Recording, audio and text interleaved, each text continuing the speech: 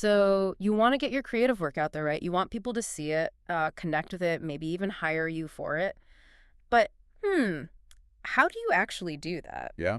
How do you do it without feeling like you're, just shouting into the void, or even worse, feeling kind of sleazy about the whole self-promotion thing? It's uh it's a classic problem for anyone making anything, really. And we've all heard that advice, like Steve Martin's line, be so good they can't ignore you. Right. And look, being good, being excellent at your craft, that's absolutely the foundation. You can't skip that part. Totally agree. You have to be good. But the sources we're diving into today, especially this stuff from Austin Kleon's book, Show Your Work, they make this really strong point Hmm. that, in today's world, just being good, it's maybe not quite enough anymore. Yeah. You also have to be findable. That's the absolute core idea. The book gives you this, really practical framework for figuring that out, Mhm. how to manage that space between doing great work and, well, getting people to actually see it. It's like a different way to operate, isn't it? Exactly. It feels more generous, more authentic somehow. It's all built around consistently sharing your process, using the network effectively, not just broadcasting, Right. and really building genuine connections with people who actually care about what you do. Okay, so our mission for this deep dive then is to unpack Cleon's guide. We're going to look at the practical steps, the things you can actually do to make your work discoverable, focusing on showing the journey. Yeah, not just the shiny finished product. Ready to jump in. Let's do it. All right, so let's start with the basics. The fundamental why. Why even bother sharing your work? I mean, what's the real payoff beyond just hoping someone stumbles across your finished thing? Well, the source points to this really big shift that's happening. Yeah. It's not just about old school networking anymore, Mhm. shaking hands, swapping cards. Yeah. It's about using the network, the online space. Okay, explain that more. Using the network. Think about it. The people who are really getting somewhere today, they're not just going to conferences, although that can still matter. They're actively participating online. They're sharing what they're learning as they go. They're showing bits of their process. Kind of learning in public. Exactly. And doing it generously. And the benefit isn't just like random exposure. It's the chance to build an actual audience. And that audience could mean different things, right? For sure. It could be about fellowship, just connecting with like-minded people. It Yeah. could be getting really crucial feedback you wouldn't get otherwise. Or, yeah, it could even be patronage, people supporting your work financially. And the book gives some really concrete examples of how this plays out. Like, just imagine. Imagine your next potential boss has already been reading your blog for months. They already kind of know how you think before you even walk in the door. Or you're a student. Yeah. Right. You put a school project online just 'cause, and boom, someone sees it. And that leads to your first actual paid gig. That'd be amazing. Or think about the flip side. Maybe, worst case, you lose your job. But because you've been consistently sharing what you do, sharing your process, you already have this network of people who know your work, who know what you're capable of, and they're maybe ready to help you find that next thing. It cushions the blow in a way. Totally.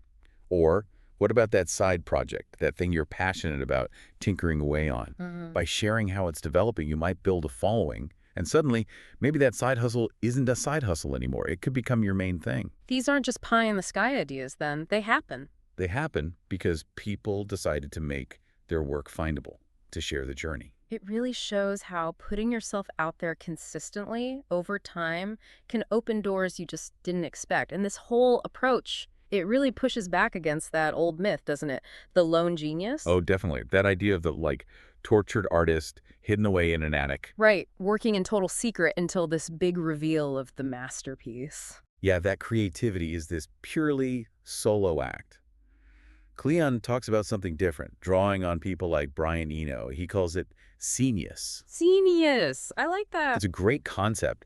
It's not about individual genius, but about an ecology of talent, like a whole environment, often collaborative, where ideas are just flowing, getting shared, getting built upon by lots of different people. So it's not saying individuals aren't brilliant, but that brilliance rarely happens in a total vacuum. Exactly. It's about minds, connecting with other minds, work, building on other work. And the internet, well, that's like the ultimate genius machine, isn't it? Oh, absolutely. It connects people across the globe in ways that just weren't possible before. Yeah. It breaks down barriers, geography, money, needing fancy credentials. Online, pretty much anyone can jump in and contribute, whether you're a total pro or, well, an amateur. Ah, yes, the amateur. The book really champions the amateur spirit. And it's worth remembering where that word comes from, right? French for lover. Yeah, someone who does it for the love of it, not necessarily for fame or money. And that mindset, being an amateur, it actually gives you some advantages. Huge advantages. Amateurs often feel like they have less to lose, so they're more willing to try stuff, experiment, take risks, and crucially, they're less hung up on looking perfect all the time. Yeah, less fear of failure or looking silly. Like Clay Shirky said, the stupidest possible creative act is still a creative act. The real gap isn't between good and bad, it's between doing something and doing nothing. The doing something is everything. And amateurs are often learning constantly, that they do it out in the open. It's like in David Foster Wallace's idea about good nonfiction writers. Just smart people paying close attention and sort of thinking out loud. So others can learn along with them, from the successes and the mess-ups. Exactly. And, C.S. Lewis made this great point that sometimes the amateur can teach better than the expert because they just went through the struggle you're facing now. They remember what it felt like to not get it. That makes sense. Plus that raw enthusiasm, it's infectious, isn't it? Totally. Think about punk bands like the Sex Pistols.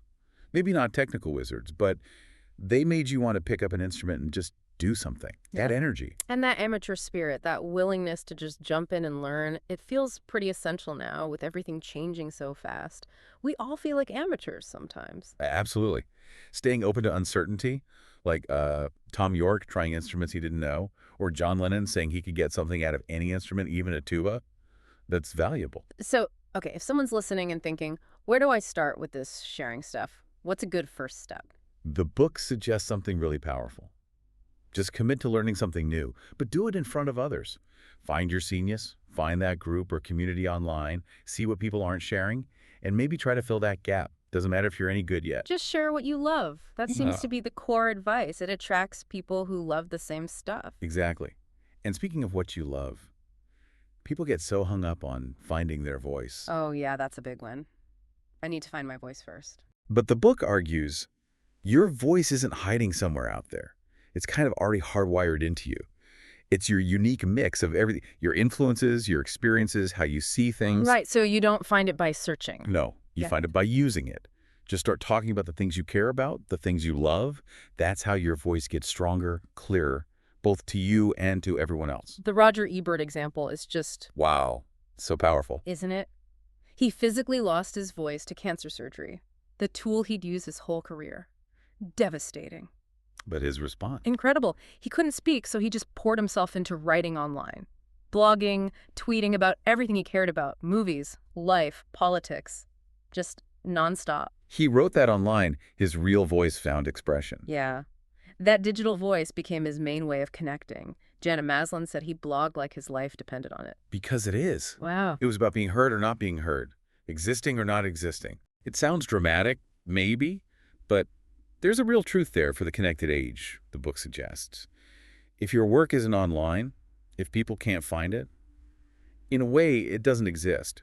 We all have this chance to use our voice, but so many of us hold back because of, well, fear. And if fear is what's stopping you, the book hits you with that Steve Jobs quote. Oh, yeah. Remembering that I'll be dead soon. He said it was the most important tool he had because all the external stuff, expectations, pride, fear of embarrassment, fear of failure, it just falls away when you face mortality. It leaves only what's truly important. That perspective, it cuts through so much noise, doesn't it? Puts the fear of looking silly into, well, perspective. We hear those stories, too, about near-to-death experiences giving people sudden clarity. George Lucas after his car crash, Wayne Coyne after being robbed at gunpoint, suddenly not caring about looking like an idiot. Tim Kreider saying getting stabbed was the best thing that happened to him, gave him a year of pure happiness. George Saunders talking about how beautiful the world looked after his own scare. You wish you could bottle that feeling, right? Totally. So, short of having a near-death experience. Yeah, maybe not recommended. The book suggests something milder. Read obituaries. Read obituaries? Really? Yeah, every morning. It's a way to contemplate mortality from a safe distance. And obits aren't really about death, are they? They're stories about life. Mira Kalman said they show how heroic and noble people can be. Reading about what others did with their lives can inspire you to do something with yours. Exactly. It reminds you everyone started somewhere, often as an amateur. They figured things out, used what they had, and crucially, they put themselves out there. It's a call to action. Okay, so we've established why sharing is so important. The logical next step is, what What exactly should we be sharing? And here the book makes a really useful distinction.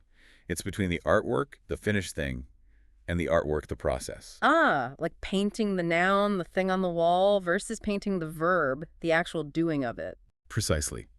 The mixing colors, the sketching, the frustrating bits. Traditionally, artists kept that stuff super secret, right? Poe talked about wanting to seem like it all came from fine frenzy, not, messy labor. Yeah, hide the sweat. Only show the polished result. But the internet totally flipped that. Now, you can easily share sketches, works in progress, photos of your messy desk, lists of influences, code snippets, early drafts, basically anything. And sharing that artwork, the process stuff, that builds a different kind of connection, doesn't it? A really powerful one. Why?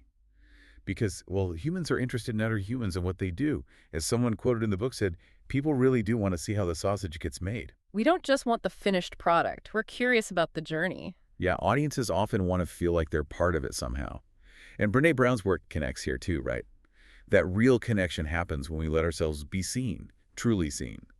Sharing your process is showing the person behind the product. And that connection actually helps the product itself find its audience. Totally. That Chris Hadfield example is just perfect. Commander of the space station. You'd expect amazing Earth photos, right? Which he shared.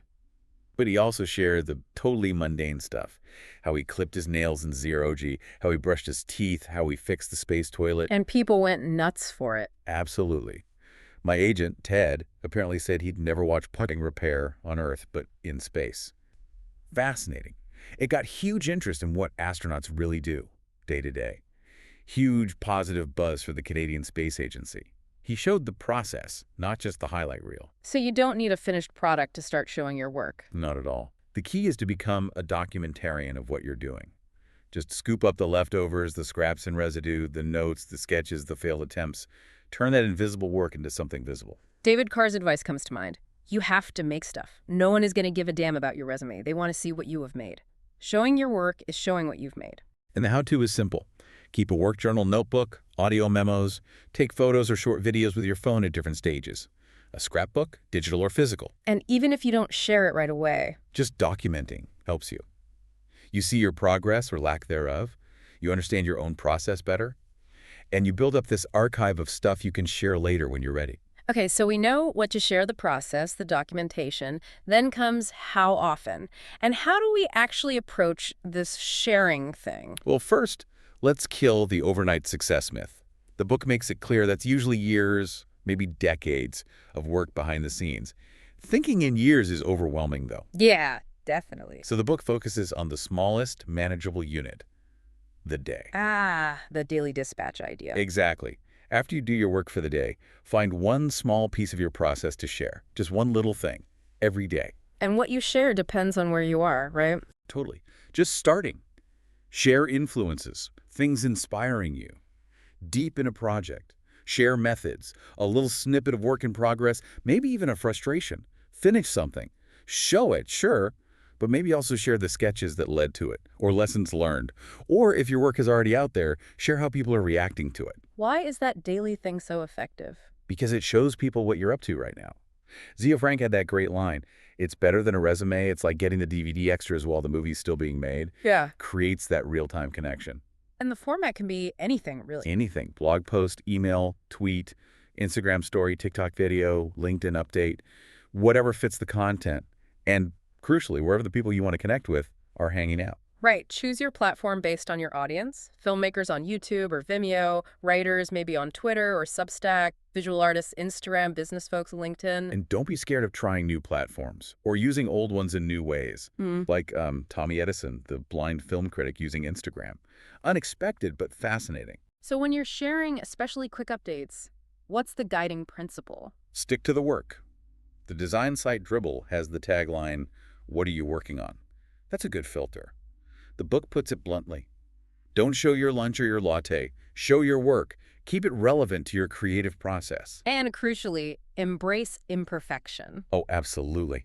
Please, remember Sturgeon's law. 90% of everything is crap. Guess what? That includes our own stuff. Huh, true. You have to put things out there, even the rough bits, to see what sticks. You learn what resonates by seeing how people react. Wayne White calls it social chemistry. You need to experiment. Okay, but the time excuse always comes up. I don't have time to share and do the work. Yeah, common hurdle, the book's pake. You don't find time, you look for it. It's hiding in the cracks. Your commute, your lunch break, maybe 30 minutes in the evening instead of scrolling or watching TV. Small sacrifices. And finding that balance is key, right? Yeah. Sharing shouldn't become the main event. Definitely not. The work itself comes first. If you struggle, set a timer. Seriously. 30 minutes for documenting and sharing. Ding! Back to the actual making. Before hitting share, the book suggests a filter. The so what? Test. Simple but effective.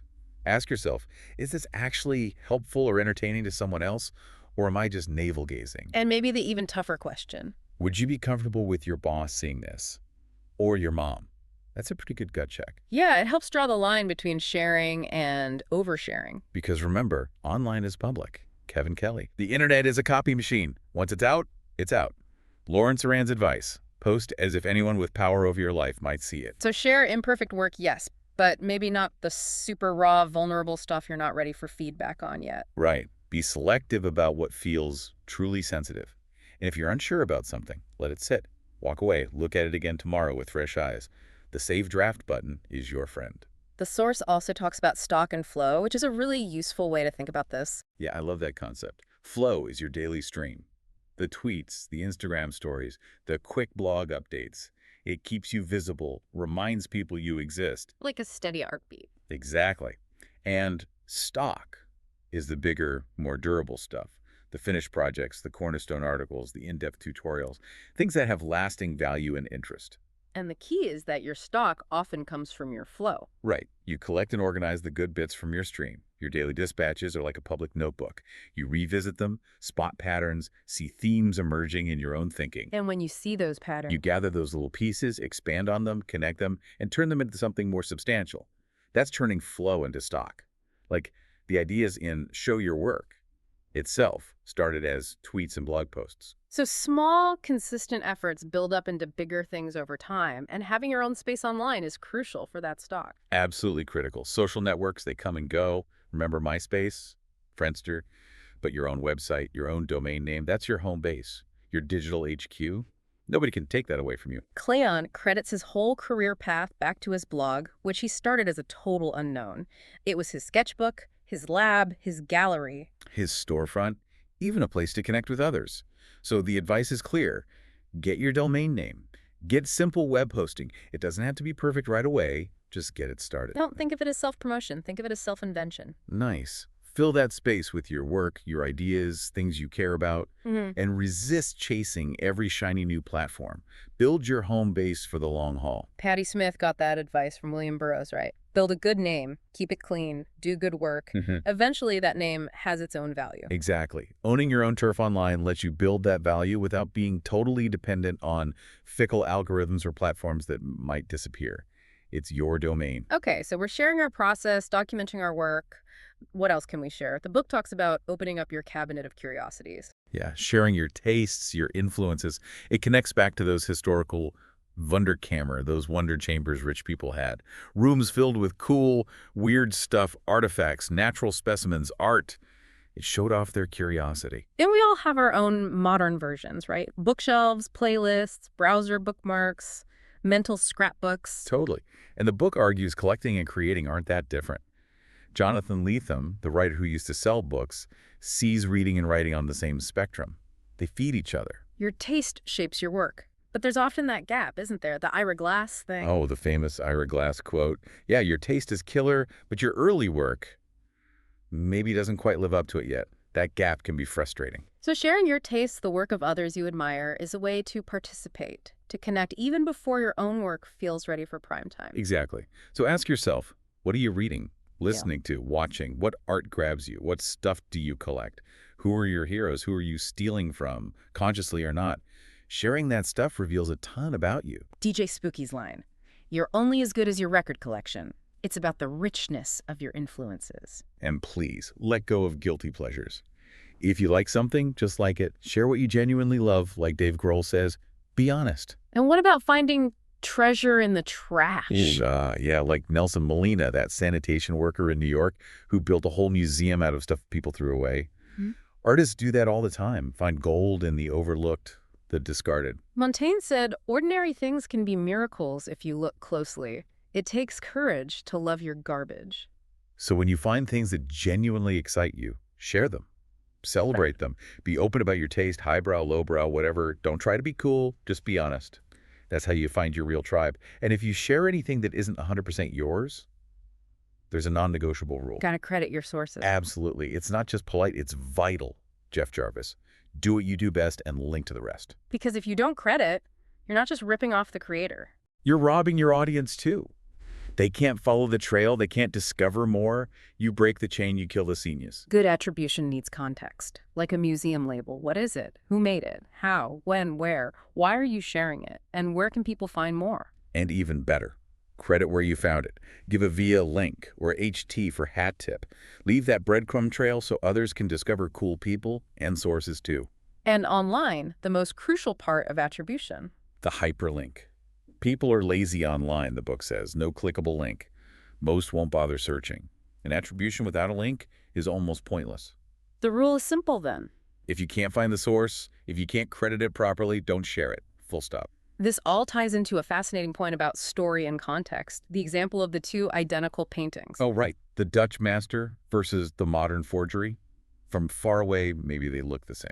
But the moment you know the story, this one's centuries old, this one was faked last week, your whole perception changes. The value changes. Paul Bloom's point. Our assessment is massively affected by what we're told about something. That Significant Objects project proved it, didn't they? Buying cheap junk, writing stories for it. And selling it on eBay for way more. The story literally added value. It's like Errol Morris said, to fake a photograph, change the caption. To fake a painting, change the attribution. Words matter immensely. So that old saying, my work speaks for itself. Mostly rubbish. Humans want the story. Where did it come from? How was it made? Who made it? The story shapes how people get it and value it. Rachel Sussman, the photographer of Ancient Life, said personal stories make complex things tangible. They offer an entry point. You're always telling a story about your work anyway, just by putting it out there. Every caption, every tweet, every conversation adds to the narrative. So you might as well get intentional about it. Get better at telling that story. And good stories need structure. Life is messy, sure, but stories need to be kind of tidy, logical.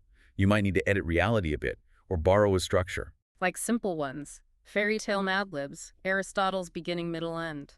Or John Gardner's plot formula. Yeah, that one's really relevant for creative work. Yeah. A character wants something, goes after it despite opposition, and arrives at a win, lose, or draw.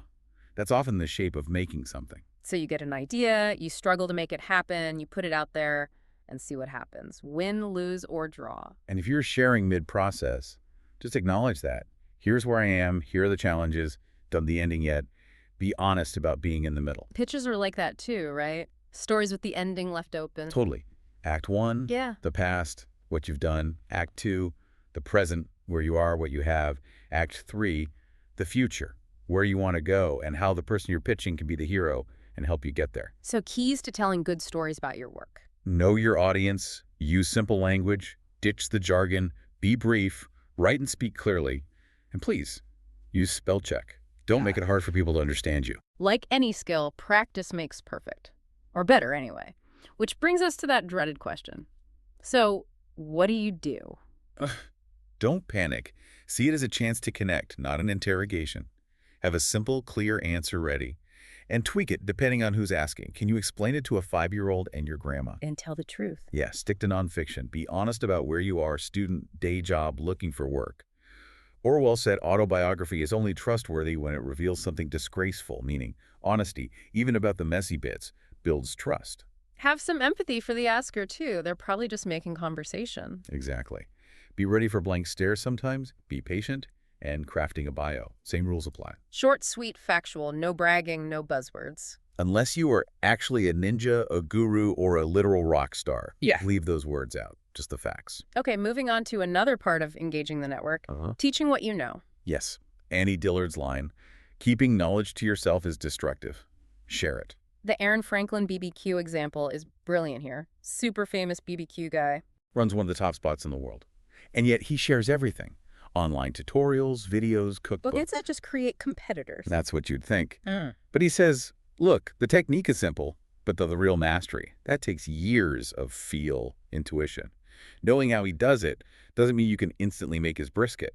Maybe it just makes you appreciate his skill even more and willing to pay for it. Could be. Yeah. But they share because they genuinely love barbecue and feel this obligation to pass on the craft.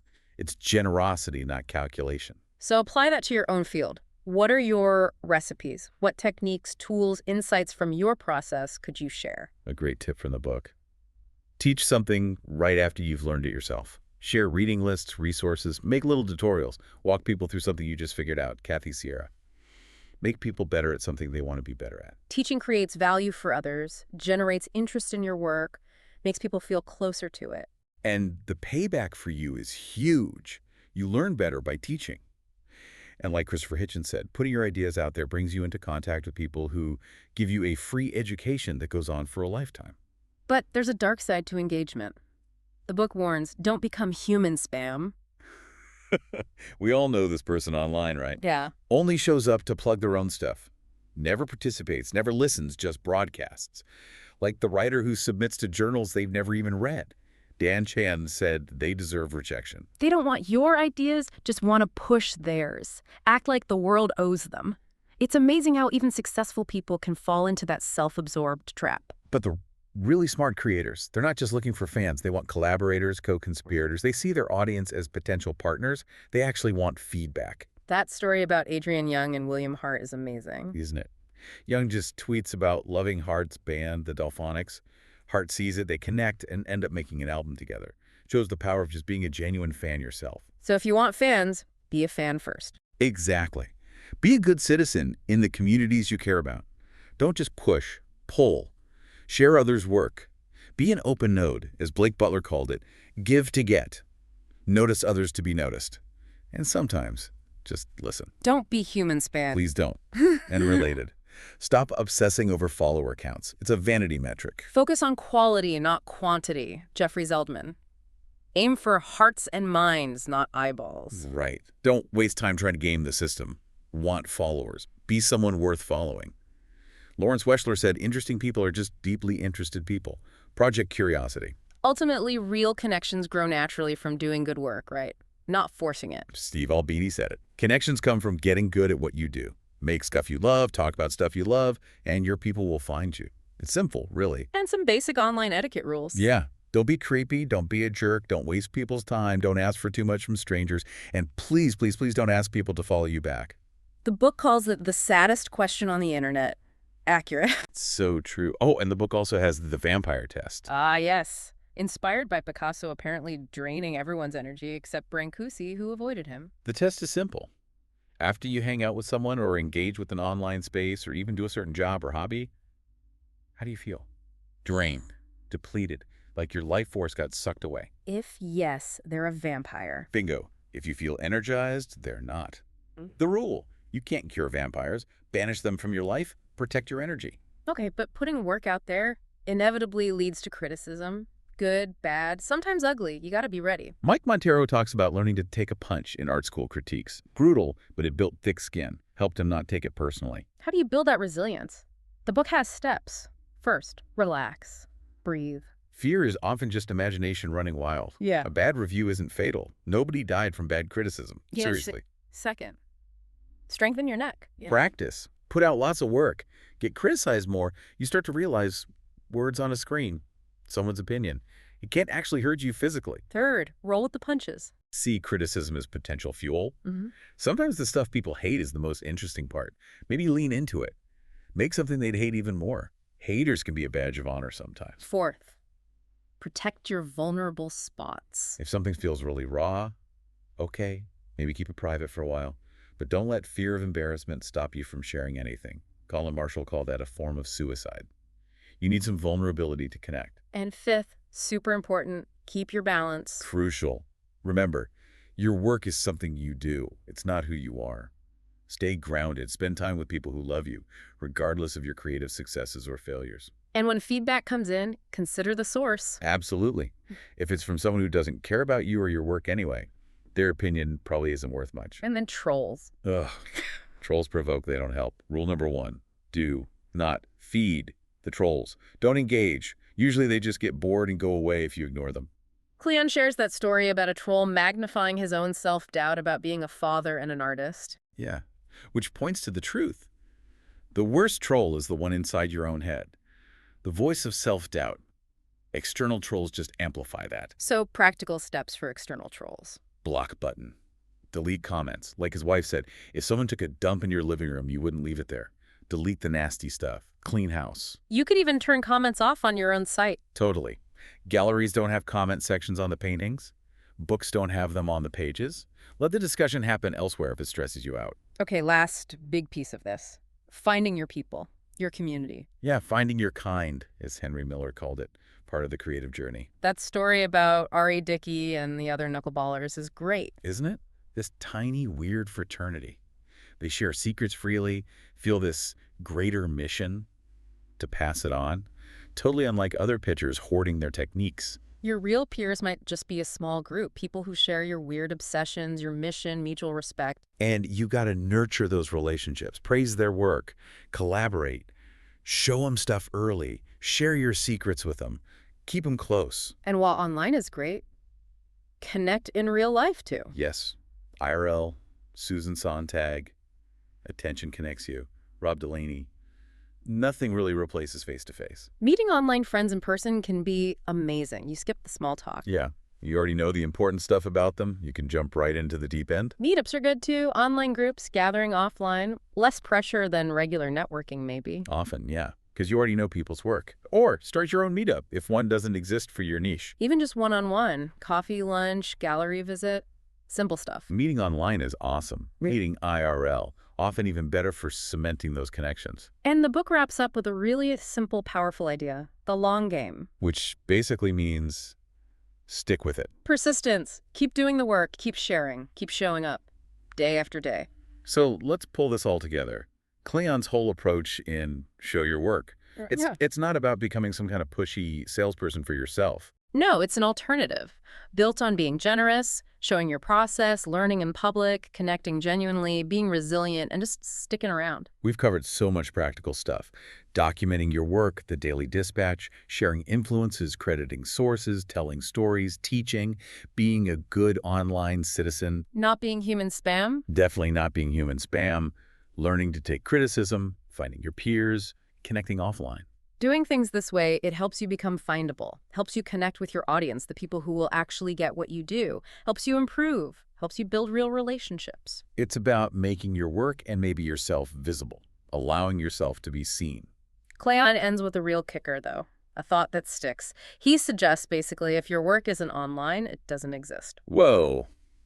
That's pretty provocative in today's world, isn't it? Yeah. How does that land with you listening right now?